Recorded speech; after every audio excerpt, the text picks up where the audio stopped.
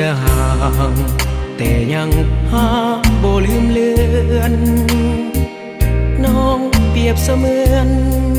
แก้วตามีค่าสูงล้ำจำไว้ให้ดี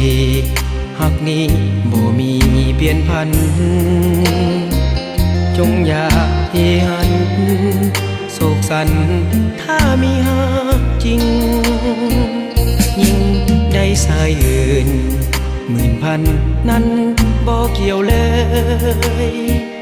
น้องอย่าเสลยคำคนเย้ยคนนินทาบ่นานเท่าใดไอ้คงจะกลับมาวันนั้นละนะสวรรค์จะเป็นของเฮาอายเศร้าอายโศกโผจนอายยิ่งดิ้นรนสู้ทนเพื่อเอาทั้งสองเงินทองคงใสเป็นสิ่งหนึ่งต้องหมายปองวันหนึ่งหน้าน้องเฮาสองต้องถึงจุดหมายอายจำลาก่อนงามงอนน้องอย่าทอนตัวน้องอย่ามัวลงตัวเมื่อคนเย้ยยัน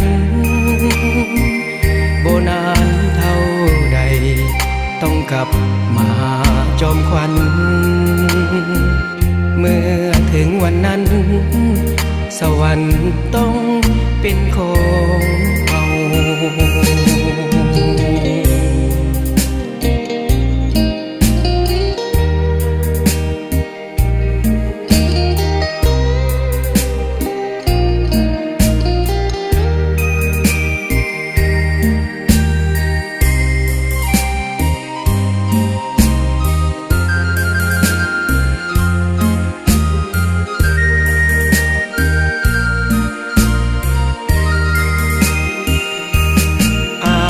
เศร้า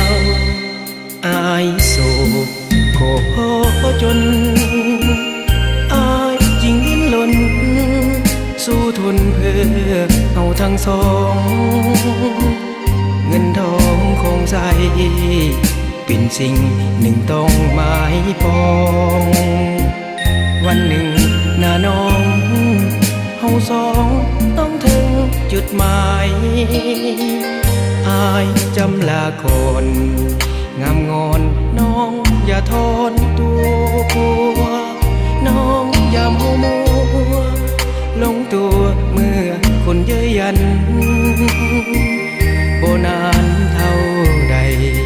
ต้องกลับมาจอมควันเมื่อถึงวันนั้นสวรรค์ต้องเป็นของเรา